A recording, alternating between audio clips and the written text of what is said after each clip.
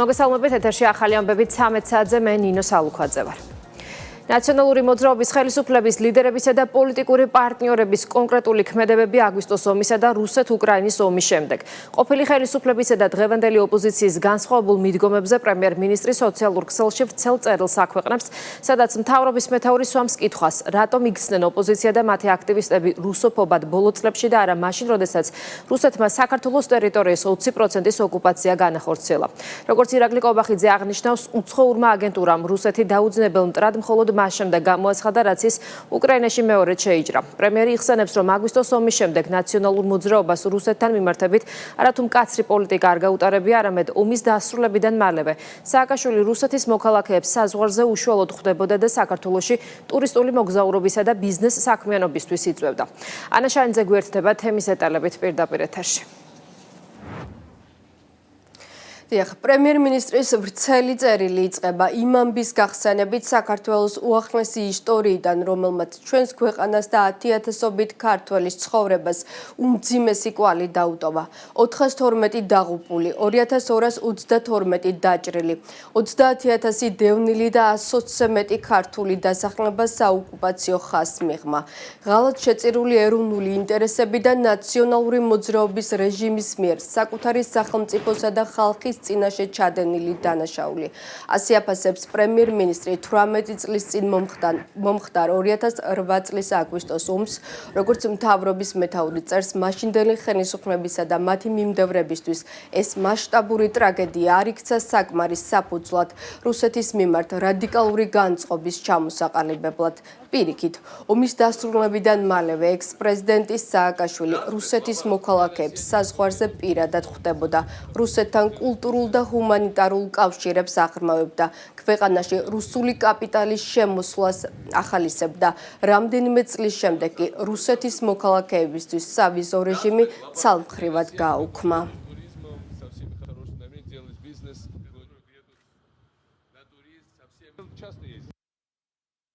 2022 წელს უკრაინაში ომის დაწყების შემდეგ ჩვენი საზოგადოების ოპოზიციურ ფსევდოლიბერალურ უმცირესობაში ერთი კონკრეტული მიდგომა გამოიკვეთა, რომელიც განცალკევებულ განხილვას საჭიროებს. როგორც მოგეხსენებათ, ნაციონალური მოძრაობის რეჟიმის მიერ საკუთარი სახელმწიფოსა და ხალხის წინაშე ჩადენილი დანაშაულის შედეგად რუსეთმა საქართველოს ტერიტორიის 20%-ის ოკუპაცია განახორციელა. 2008 წლის აგვისტოს ომიდან 18 წელიწადი გავიდა, თუმცა მისი უმძიმესი კვალი ჩვენს ქვეყანას და 10,000-ობით ქართველის ცხოვრებას დღემდე ატყვია. რუსეთის სამხედრო აგრესიის შედეგად დაიღუპა 412 ადამიანი, 2222 კი დაიჭრა. მშობლიური კერა იძულებით დატოვა 30,000-მა ჩვენმა თანამოქალაქემ. საოკუპაციო ხაზს მიღმა აღმოჩნდა 120-ზე მეტი ქართული დასახლება. სამშობლოსა და ისტორიის წინაშე ვალდებულები ვართ ვაცნობიერებდეთ, რომ ეს რიცხვები მხოლოდ სტატისტიკა არ არის, რადგან მათ უკან ყველაზე ძვირფასი, დაკარგული სიცოცხლე, მიტოვებული და განადგურებული სოფლები და ღალატ შეწირული ეროვნული ინტერესები დგას. საინტერესოა, რომ ამ მასშტაბის ტრაგედიის ფონზე აგვისტოს ომი ნაციონალური მოძრაობის რეჟიმისა და მისი მიმდევრებისთვის 2008-2012 წლებში არ იქცა საკმარის საფუძვლად რუსეთის მიმართ რადიკალური განწყობის ჩამოსაყალიბებლად. რეალურად პირიქით მოხდა 2008 წელს რუსეთის მიერ საქართველოს ტერიტორიების ოკუპაციისა და აფხაზეთისა და სამხრეთ ოსეთის დამოუკიდებელ სახელმწიფოებად აღიარების შემდეგ ნაციონალურ მოძრაობას რუსეთთან მიმართებით არათუ მკაცრი პოლიტიკა არ გაუტარებია, არამედ ომის დასრულებიდან მალევე რეჟიმის ლიდერი რუსეთის მოქალაქეებს საზღვარზე უშუალოდ ხვდებოდა და საქართველოში ტურისტული მოგზაურობისა და ბიზნეს საქმიანობისთვის იწვევდა. ამავე პერიოდში ვიხილეთ რეჟიმის აქტიური ძალისხმევა რუსეთთან კულტურული და ჰუმანიტარული კავშირების გასაღრმავებლად. აგრეთვე ნაციონალური მოძრაობის ხელისუფლების მიერ საქართველოს ეკონომიკის სხვადასხვა, მათ შორის სტრატეგიულ სექტორებში რუსული კაპიტალის ჩართვის სახალისება. რამდენიმე წლის შემდეგ კი რუსეთის მოქალაქეებისთვის სავიზო რეჟიმის ცალმხრივად გაუქმება. პრემიერ-მინისტრის წერილის მომდევნო ნაწილში საუბარია იმის შესახებ, რომ აგვისტოს ომის შემდეგ ნაციონალური მოძრაობის მმართველობის რუსეთთან ლოიალური დამოკიდებულების გამო მაშინ პროტესტი არავის გამოუხატავს. უფრო მეტიც, ირაკლი კობახიძის თქმით, ისინი, ვინც დღეს მთავარი რუსოფობები არიან, მაშინ რუსეთთან კავშირების გაღრმავებას მხარს უჭერდნენ. მთავრობის მეთაური აღნიშნავს, რომ როდესაც საქმე მათ სამშობლოს ეხებოდა 2008-12 წლებში, გარეძანების ინტერესებით მოქმედი რადიკალური ძალები ანტირუსულ აგრესიას არ შეუწუხებია. უცხოურმა აგენტურამ რუსეთი დაუძინებელ მტრად მხოლოდ მას შემდეგ გამოაცხადა, რაც ის უკრაინაში მეორედ შეიჭრა. შეგახსენებთ, რომ არც ნაციონალური მოძრაობის რეჟიმის წარმომადგენელთაგან და არც მათ მიმდევართაგან აღნიშნული პოლიტიკის მიმართ პროტესტი მაშინ არავის გამოუხატავს. მეტიც, ყველას გვახსოვს, როგორ მიესალმებოდნენ დღევანდელი მთავარი რუსოფობები, ელენე ხოშტარია, ზურა ჯაფარიძე, მიშა მშვილდაძე და სხვები, საქართველოში რუს ტურისტებს, რუსულ ფულს, რომელსაც მაშინ სუნი არ ჰქონდა და რუსეთთან საბაჭრო ეკონომიკური და კულტურული კავშირების გაღრმავებას. შეგახსენებთ, რომ ეს ყველაფერი ხდება მას შემდეგ, რაც რუსეთს აფხაზეთისა და სამხრეთ ოსეთის დამოუკიდებლობა უკვე აღიარებული აქვს და ორ ქვეყანას შორის დიპლომატიური ურთიერთობები გაწყვეტილია. ფაქტია, რომ ეს პოლიტიკური ძალები, მათთან დაკავშირებული არასამთავრობო ორგანიზაციები და სხვა აქტიური მიმდევრები, რომლებიც გარედან მართულ აგენტურად ერთიან რადიკალურ ძალად ჩამოყალიბდნენ და არაერთხელ დაამტკიცეს, რომ საქართველოში მხოლოდ გარე ძალების ინტერესების გატარებით არიან დაკავებულები, ანტირუსულ აგრესიას 2008-2012 წლებში არ შეუწუხებია. ქართულმა აგენტურამ რადიკალური ანტირუსული განწყობა მხოლოდ მას შემდეგ ჩამოიყალიბა, რაც რუსეთი უკრაინაში მეორედ შეიჭრა. აშკარაა, რომ გლობალურ ომის პარტიას სწორედ დღეს მიმდინარე კონფლიქტის მასშტაბი სჭირდებოდა იმისთვის, რომ ომში ევროპა ჩაერთო და რუსოფობია აგენტურაში მსოფლიო მასშტაბით, მათ შორის საქართველოშიც უმაღლეს დონეზე გაეღვივებინა. კიდევ ერთხელ გასაგებად რომ განვმარტოთ, უცხოური აგენტურის რიტორიკა რუსეთის მიმართ არ ყოფილა ასეთი მკაცრი და უარყოფითი არც 2008 წლის ომამდე და არც აგვისტოს ომის შემდეგ. ანუ მაშინ, როდესაც საქმე უშუალოდ მათ, ფორმალურად მაინც, სამშობლოს ეხებოდა. როდესაც რუსულ ოკუპაციას შეეწირა ასობით ქართველი ჯარისკაცის, პოლიციელისა და მშვიდობიანი მოქალაქის სიცოცხლე. როდესაც წამებით მოკლეს გიორგი ანწუხელიძე. როდესაც დავკარგეთ 100-ზე მეტი ქართული სოფელი. როდესაც დევნილად იქცა 10,000-ობით ჩვენი თანამოქალაქე და როდესაც მოხდა ის, რაც მანამდე რუსეთს ფიქრადაც კი არ ჰქონია. რუსეთის მიერ საქართველოს ოკუპირებული ტერიტორიების ეგრეთ წოდებული დამოუკიდებლობის აღიარება. უცხოურმა აგენტურამ რუსეთი დაუძინებელ მტრად მხოლოდ მას შემდეგ გამოაცხადა, რაც ის უკრაინაში მეორედ შეიჭრა. უკრაინის მოქალაქეებზე რომ ვსაუბრობდეთ, რა თქმა უნდა ეს სრულიად გასაგები იქნებოდა. მაგრამ როგორც ჩანს, საქართველოს მოქალაქე უსამშობლოებს საქართველოზე მეტად უკრაინაზე შესტკივად გული, რადგან ასეთი დირექტივა აქვთ მიღებული. პარადოქსია, მაგრამ ფაქტია, რომ მათი გაგებით რუსეთი საქართველოს ნამდვილ ოკუპანტად არა საქართველოს, არამედ უკრაინის ტერიტორიების ოკუპაციის შემდეგ იქცა. რატომ იქცა უცხოურ აგენტურად წოდებული ძალებისთვის რუსეთის საქართველოს ნამდვილ ოკუპანტად არა საქართველოს, არამედ უკრაინის ტერიტორიების ოკუპაციის შემდეგ. ვრცელი წერილის ბოლო ეპიზოდში მთავრობის მეთაური რუსოფობი პოლიტიკოსების, NGO-შნიკების, ჟურნალისტებისა და აქტივისტების ამჟამინდელ რადიკალურ ანტირუსულ განწყობებს, ყალბ ემოციებს უწოდებს, რომელიც მისი თქმით გარე დავალების შესაბამისად აქვთ. ამ ყველაფერს კი საქართველოს მოსახლეობის უმრავლესობა კარგად ხედავს და განმარტებაც არ სჭირდება. თუმცა პრემიერ-მინისტრი თვლის, რომ საზოგადოებამ ახლა უნდა იმსჯელოს მთავარ კითხვაზე, რატომ არ ჰქონდათ გარეძალების დავალების შესაბამისად მოქმედებს დავალებული რუსოფობია მაშინ, როდესაც ამის ყველაზე მძაფრი მიზეზი არსებობდა და რატომ დაევალათ ახლა, როდესაც რუსული აგრესიის მსხვერპლი არა მათი ფორმალური სამშობლო, არამედ სხვა, თუნდაც მეგობარი ქვეყანა გახდა.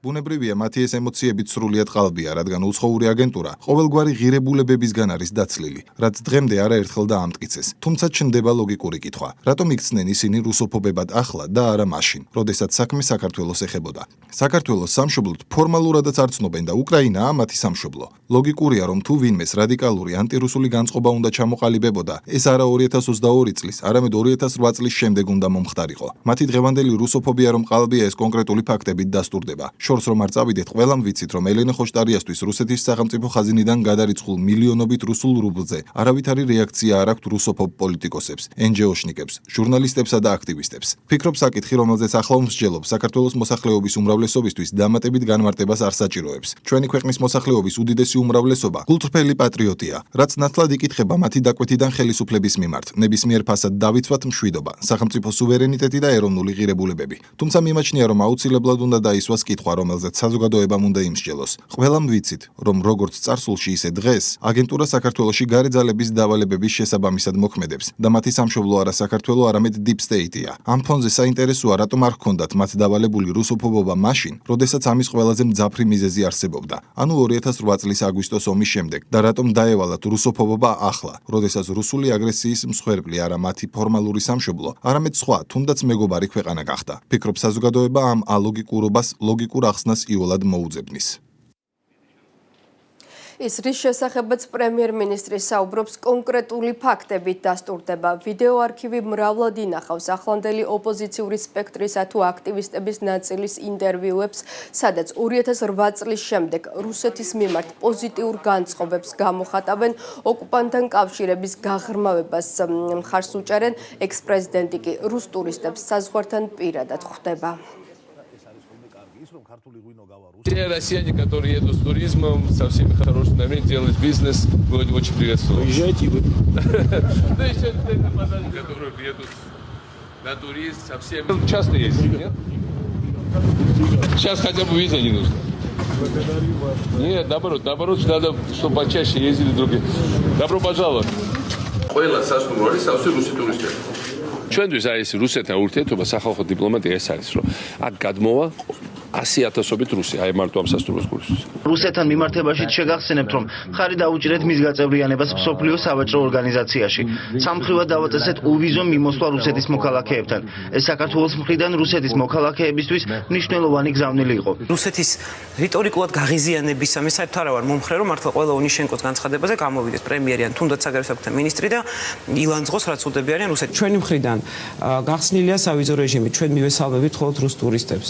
ბიზნეს არანაირი პრობლემა არ შექმნია და ციფრებს რო შეხედოთ, მინდა გითხრათ, რომ გაიზარდა კიდევაც ვაჭრობა რუსეთსა და საქართველოს კი დამსხვილი ბრუნვაა.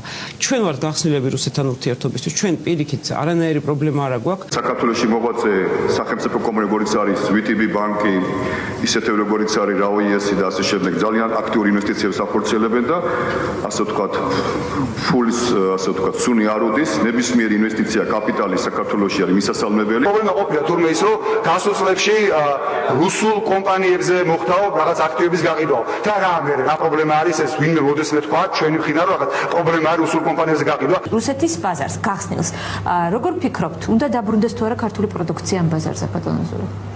ცხადია თუ ბაზარი გაიხსნება, მე მგონი ნებისმიერ შემთხვევაში პოზიტივი იქნება და ქართული პროდუქცია თუ დაბრუნდება, ჩვენთვის ეს ეკონომიკურად ძალიან მომგებიანი იქნება. Люба Успенская დამიჯდა და რომ დამიწყა თავისი მივხვდი რა არის რუსი რესპონდენტი გახსნილი თავისუფალი ნახავს პირველ გადაცემაში ჩემაშում აიღო უმატურმანისგან ინტერვიუ სულ სხვანაირია იმიტომ რომ რუსეთში ცხოვრობს სხვა გალაქტიკა სხვა მასშტაბებია საერთოდ ყველა ასეთ მოქმედების უკან მე მიყვარს ხოლმე დავინახო გარკვეული ჯანსაღი ეკონომიკური ინტერესი რა და ეს არის ხოლმე კარგი ის რომ ქართული ღვინო გავა რუსეთზე და ამით ვიღაც ქართველი გლეხი აქ ფულს იშოვის რუსეთის ბაზარზე თუ ამას ეს მოყვება მეც ვიდრე დღეს შოულობს ეს ნიშნავს რომ ეს არის კარგი პრემიერ-მინისტრის ვრცელი წერილი რამდენიმე საათის წინ გავრცელდა.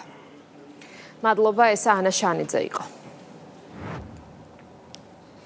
პრემიერ-მინისტრი ინფრასტრუქტურის მინისტრთან ერთად ონის მუნიციპალიტეტში შქმერი მრავალძალის საავტომობილო გზის სამშენებლო სამუშაოებს გაეცნო. პროექტს საავტომობილო გზების დეპარტამენტი ახორციელებს და ამ ეტაპზე ადგილზე მოსამზადებელი და სამობილიზაციო პროცესი მიმდინარეობს. მთავრობის მეთაურმა ხაზი გაუსვა ინფრასტრუქტურული პროექტის მნიშვნელობას და აღნიშნა, რომ 9.5 კილომეტრიანი ახალი მონაკვეთი ხელს შეუწყობს მგზავრებს უსაფრთხო გადაადგილებას. ირაკლი კობახიძემ ყურადღება გაამახვილა მრავალძალში უნიკალური კურორტის განვითარებას გეგმაზეც, რაზეც ეკონომიკის სამინისტრო პარტნიორებთან ერთად განვითარების სტრატეგიულ გეგმაზე უკვე აქტიურად მუშაობს. საგზაო სამუშაოები დაახლოებით 2 წელიწადში დასრულდება. მომინახულეთ შქმერი მრავალძალის გზის მშენებლობის სამუშაოები, ეს არის 9.5 კილომეტრიანი მონაკვეთი, რომელიც მნიშვნელოვნად დააჩქარებს მგზავრობას შქმერიდან მრავალძალამდე. თქვენ იცით, რომ ჩვენ გვაქვს სერიოზული გეგმები მრავალძალის განვითარებასთან დაკავშირებით, ეს არის უნიკალური ადგილი, სადაც შესაძლებელია უმაღლესი სტანდარტების საკურორტო სივრცის მოწყობა. და ამაზე მუშაობს აქტიურად ეკონომიკის სამინისტრო, მუშაობთ ავსტრიელ პარტნიორებთან ერთად შესაბამისი მასტერპლანის მომზადებასა და რა თქმა უნდა, ამისათვის გზის მშენებლობას ენიჭება უდიდესი მნიშვნელობა. ეს არის ძალიან მნიშვნელოვანი ამ ტურისტული და გონია ჩვენი ქვეყნისთვის ძალიან მნიშვნელოვანი ადგილის პოპულარიზაციისთვის, იმისთვის რომ აქ განვითარდეს ტურიზმი და ტურისტული სფერო. ეს ამ გზის მშენებლობაც აქტიურ რეჟიმში არის უკვე დაწყებული და ჩვენ ვფიქრობთ, რომ 2028 წლის ბოლოსთვის აღნიშნული გზაც იქნება დასრულებული. რაჭაში მეწყერ საწინააღმდეგო სამუშაოები აქტიურ ფაზაშია. ქალაქ ონის შესასვლელთან საავტომობილო გზაზე მიმდინარე დამცავი ღონისძიებების პროცესს პრემიერ-მინისტრი ინფრასტრუქტურის მინისტრთან ერთად გაეცნო. პროექტის ფარგლებში მეწყრული უბნის აღდგენა და სპეციალური დამცავი კედლის მოწყობა მიმდინარეობს, რაც გზის უსაფრთხოებასა და ქვათაცვენის პრევენციას უზრუნველყოფს. მოძრაობის უწყვეტობისთვის ტერიტორიაზე უკვე მოწყობილი ასფალტირებული დროებითი შემოვლითი მარშრუტი, რომლითაც ადგილობრივები და რეგიონის სტუმრები შეუფერხებლად სარგებლობენ. მთავრობის მეთაურის განცხადებით ალტერნატიული გზა უწყებამ უმოკლეს ვადებში ააშენა, ძირითადი საგზაო მონაკვეთის სრული რეაბილიტაცია კი მეწყერ საწინააღმდეგო სამუშაოების დასრულებისთანავე მოხდება. Განიცდით, რომ მნიშვნელოვანი სამუშაოები ტარდება ონის გზის მონაკვეთზე, სადაც იყო ქვათაცვენის პრობლემა, საჭირო იყო გზის რეაბილიტაცია. ძალიან მოკლე ვადებში ინფრასტრუქტურის სამინისტრომ უზრუნველყო ალტერნატიული გზის მშენებლობა, რომელთაც უკვე სარგებლობენ ონელები, რაჭველები და რაჭის სტუმრები და ასევე პარალელურ რეჟიმში გრძელდება ძირითადი საგზაო მონაკვეთის გამაგრება. ძალიან მნიშვნელოვანი სამუშაოები ტარდება იმისათვის, რომ მომავალში იყოს თავიდან არიდებული ქვათაცვენა და მსგავსი ტიპის პროცესები. საზოგადოებისთვის ცნობილია, რომ ცოტა ხნის წინ ონის შესასვლელში განვითარდა მეწყრული მოვლენები, რის შემდეგაც ჩვენ ოპერატიულად ავაშენეთ ალტერნატიული გზა, რომელთაც დღეს სარგებლობს ონის მოსახლეობა და ასევე მიმდინარეობს დამეწყრილი ტერიტორიის თავიდან ბოლომდე დამუშავება, გაწმენდა და ისიც კაპიტალურად უახლოეს პერიოდში გაიხსნება. ბიზნესმენ ბესანიონ ხარძიანის წამებისა და ქონების უკანონო ჩამორთმევის საქმეზე გამოტანილი განაჩენი პოლიტიკური შეფასებების თემაა. სახელმწიფო გუნდში აცხადებენ, რომ მოკვლური ბიზნესმენის მიმართ ჩადენილი სასტიკი დანაშაული ნაციონალური მოძრაობის მმართველობის რეალურ სახეს კიდევ ერთხელ აჩვენებს. საპარლამენტო უმრავლესობის წევრების შეფასებით ხარძიანის საქმე სააკაშვილის რეჟიმის მიერ საკუთარი მოსახლეობის წინააღმდეგ ჩადენილი მრავალი დანაშაულის ნაწილია, რომელსაც სასამართლომ სამართლებრივი წერტილი დაუსვა. შეგახსენებთ, თბილისის საქალაქო სასამართლომ დამნაშავეცნო ყოფილი ხელისუფლების მაღალჩინოსნებთან დაკავშირებული ბიზნესმენი გიორგი უდესიანი და მერვე პენტენციური დაწესებულების ყოფილი დირექტორი ალექსანდრე მუხაძე მეტსახელად ქილერა. პროკურატურის ინფორმაციით დადასტურდა, რომ ხარძიანს კუსტუბისწილების დათმობის მიზნით უდესიანის დავალებითა და ციხის ადმინისტრაციის ჩართულობით სისტემატურად აწამებდნენ. ძალიან რთულად თუ დაარწმუნებ ახალგაზრდების გარკვეულ რაოდენობას, რომლებიც ჩართული არიან ნაცმოძრაობასთან ერთობლივად ან ექსტრემისტულ საქმიანობაში, რომ არსებობდა სისტემა და ისინი დღეს მხარდამჭერები არიან სისტემისა, რომლებისთვისაც ადამიანის წამება იყო ჩვეულებრივი ყოველდღიური მოვლენა. და ეს კიდევ ერთხელ დადასტურდა ამ კონკრეტული ერთი ფაქტით, მაგრამ ფაქტები არის ძალიან ბევრი, სია არის საკმაოდ სოლიდური, საკმაოდ დიდი, ტრაგიკული მოვლენების, რომელსაც განაპირობებდა მართვის ის სისტემა, რომელიც სააკაშვილმა შექმნა. ხდებოდა ბიზნესმენებზე ზეწოლა, შანტაჟი, იმისათვის რომ ჩაეგდოთ ქონება ხელში და მოეხდინათ ადამიანის, ასე ვთქვათ, ამ კუთხით დემორალიზაცია, განადგურება. კარგია, რომ სასამართლო და სამართალი ცოტა დროში გაწელილად, მაგრამ მაინც, ასე ვთქვათ, სამართლიან გადაწყვეტილებამდე მიდის. მე ვფიქრობ, რომ ეს კიდევ ერთხელ გვახსენებს იმ ძიმე პერიოდზე, როდესაც ბიზნესი იყო აბსოლუტური ტერორის ქვეშ და, რა თქმა უნდა, ეს მთელ საზოგადოებაზე ვრცელდებოდა. ერთიანი ეროვნული გამოცდებისა და სტუდენტთა საგრანტო კონკურსის საპრეტენზიო განცხადებების მიღება დაიწყო. მსურველებს შეფასებისა და გამოცდების ეროვნულ ცენტრში აპელაციის წარდგენა 6 აგვისტოს 18 საათამდე მხოლოდ ელექტრონულად შეუძლიათ. გამოსაცდელებს უფლება აქვთ გაასაჩივრონ როგორც ერთი, ისე რამდენიმე დავალება, თითო გამოცდის შედეგების გასაჩივრების საფასური კი 50 ლარია. ქულის ცვლილების შემთხვევაში თანხა უკან ბრუნდება. შეფასებისა და გამოცდების ეროვნული ცენტრი აბიტურიენტებს შეახსენებს, რომ საგანმანათლებლო პროგრამების რეიტინგულ სიაში ცვლილებების შეტანას ისინი საპრეტენზიო განცხადებების პასუხების გამოქვეყნებიდან მომდევნო დღის 18 საათამდე შეძლებენ.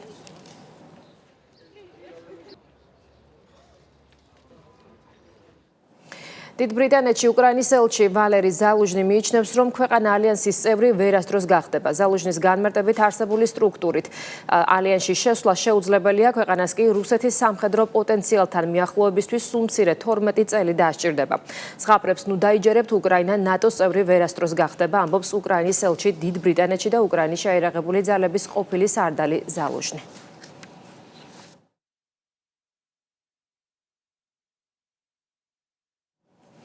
სიძულვილი სენის გამოყენების ღირსების შელახვისა და შეურაცხყოფის ფაქტებზე ადმინისტრაციული საქმეების სამართალწარმოება გრძელდება. დღეს ქუთაისის საქალაქო სასამართლომ არკადი ქარდავას საქმე განიხილა, რომელმაც გულადი ყრუაშვილს შეურაცხყოფა მიაყენა. მოსამართლემ ქარდავა სამართალდამღობა ცნო და მას 500 ლარის ოდენობით ჯარიმის გადახდა დააკისრა. სახელმწიფო უსაფრთხოების სამსახურის ანტიკორუფციულმა სააგენტომ დიდი ოდენობით ქრთამის მოთხოვნისა და აღების ფაქტზე ბათუმის მუნიციპალური ინსპექციის სამშენებლო ზედამხედველობის თანამშრომელი დააგავა. გამოძიებით დადგინდა, რომ ბრალდებულმა საქართველოს მოქალაქეს უკანონოდ აშენებულ კომერციულ ფართზე კანონით დადგენილი ჯარიმის თავიდან აწილების სანაცვლოდ ქრთამი გამოსცალა, რა დროსაც იგი ფაქტზე აიყვანეს. დაკავებულის უშუალო მოვალეობას ბათუმის ტერიტორიაზე სამშენებლო ობიექტის კონტროლი და უკანონო სამუშაოებზე რეაგირება წარმოადგენდა. გამოძიება სახელმწიფო უსაფრთხოების სამსახურში მიმდინარეობს, დანაშაული კი 6-დან 9 წლამდე ვადით თავისუფლების აღკვეთას ითვალისწინებს.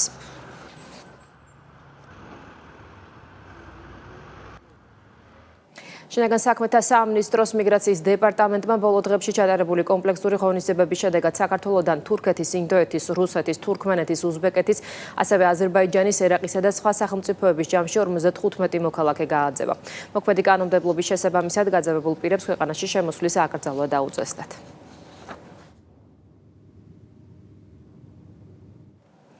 სამართალდამცავებმა განსაკუთრებით დიდი ოდენობით ნარკოტიკული საშუალების უკანონო შეძენა, შენახვისა და რეალიზაციის ხელშეწყობის ბრალდებით 3 პირი დააკავეს, მათ შორის 2 უცხო ქვეყნის მოქალაქეა. ბრალდებულების საცხოვრებელი ბინების შხრეკისა სამართალდამცველებმა სარეალიზაციოდ გამზადებული ნარკოტიკული საშუალება, მეთადონი და დაფასოებისთვის საჭირო მასალები ამოიღეს. გამოძიება სისხლის სამართლის კოდექსის შესაბამისი მუხლებით მიმდინარეობს, რაც 20 წლამდეან უვადო პატიმრობას ითვალისწინებს.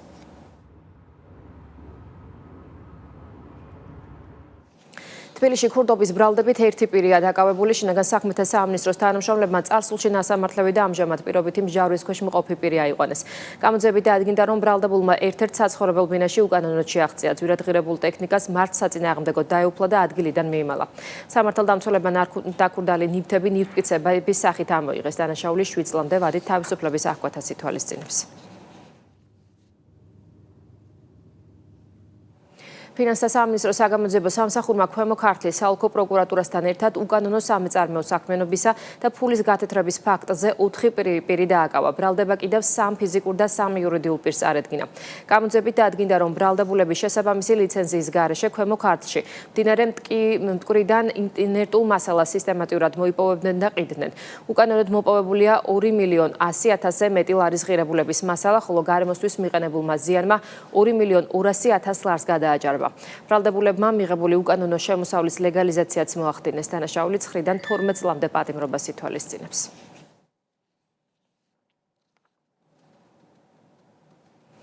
თუშეთში ბრაკონიორობის ფაქტი გამოავლინეს. გარემოს დაცვითი ზედამხედველობის დეპარტამენტის თანამშრომლებმა სოფელ ოძისის მიმდებარედ მდინარე ქსანზე უკანონო თევზჭერის ფაქტი აღკვეთეს. მოქალაქე თევზს ელექტროიარაღის გამოყენებით იჭერდნენ, რაც სისხლის სამართლის დანაშაულია. საქმის მასალები შემდგომი რეაგირებისთვის შესაბამის სამართალდამცავ უწყებებს უკვე გადაეგზავნა. ბრაკონიერობის წინააღმდეგ ბრძოლის ფარგლებში მდინარე ქსანზე აღკვეთეთ უკანონო თევზჭერა. ბოლო 6 თვის მანძილზე სამმართველოს თანამშრომლებმა ცხეთამთიანეთში გამოავლინეს 50-მდე უკანონო თევზჭერის ფაქტი. მოუწოდეთ მოსახლეობას გაითვალისწინონ თევზჭერის წესები, წინააღმდეგ შემთხვევაში გატარებული იქნება კანონით გათვალისწინებული ღონისძიება.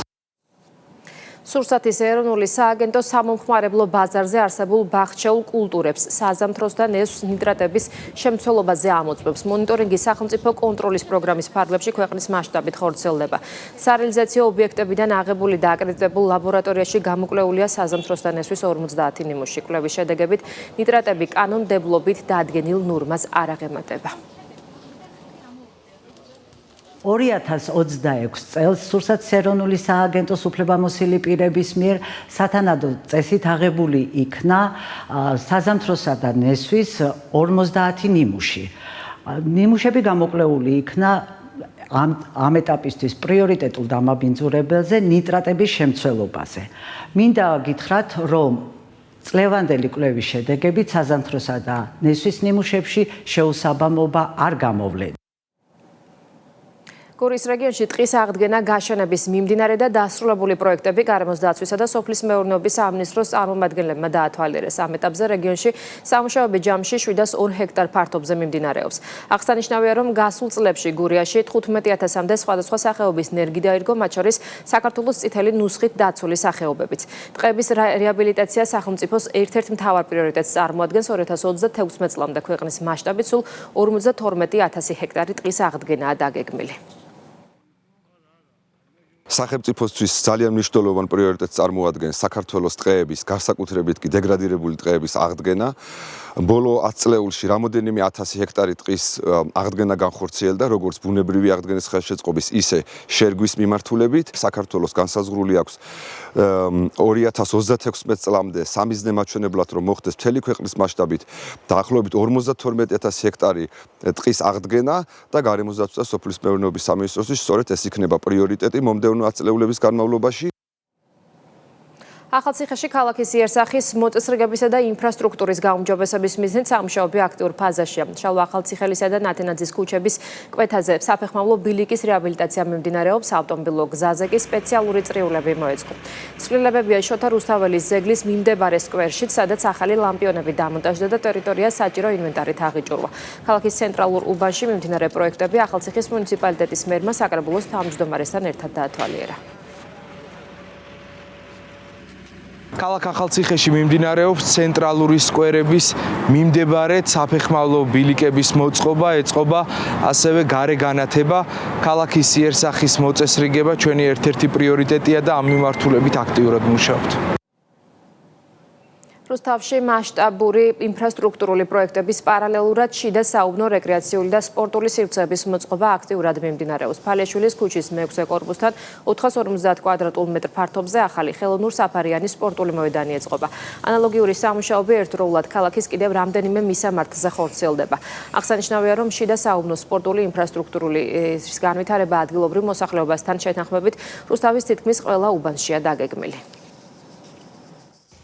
რუსთავში არაერთი მნიშვნელოვანი პროექტი ხორციელდება, მიმდინარეობს ქუჩების რეაბილიტაცია, შენობების გამაგრება, მწვანე სივრცეების მოწყობა და ამასთან ერთად, რა თქმა უნდა, პრიორიტეტად მივიჩნევთ მოსახლეობის და განსაკუთრებით ახალგაზრდების მხრიდან დაყენებულ საკითხს, რომელიც შიდა საუბნო სივრცეებში სპორტული ინფრასტრუქტურის განვითარებას ეხება. ერთდროულად რამდენიმე მისამართზე მიდის სამუშაოები და ეტაპობრივად შევეცდებით, რომ თითოეულ უბანს ჰქონდეს გამართული სპორტული ინფრასტრუქტურა. საგზაო ინფრასტრუქტურის მოწყობის პარალელურად ქალაქში აქტიურად მიმდინარეობს შიდა საუბნო, რეკრეაციული და სპორტული სივრცეების მოწყობა. შესაბამის სამუშაოები ამ ეტაპზე ქალაქის მასშტაბით რამდენიმე ქუჩაზე მიმდინარეობს. მსგავსი პროექტების განხორციელება მოსახლეობის ინტერესებისა და საჭიროებების გათვალისწინებით ხდება, რადგან ქალაქის ყველა უბანში შეიქმნას უსაფრთხო, კომფორტული და კეთილმოწყობილი გარემო. ახალი ამბები პირდაპირ ეთერში 16 საათზე დაბრუნდება დროებით.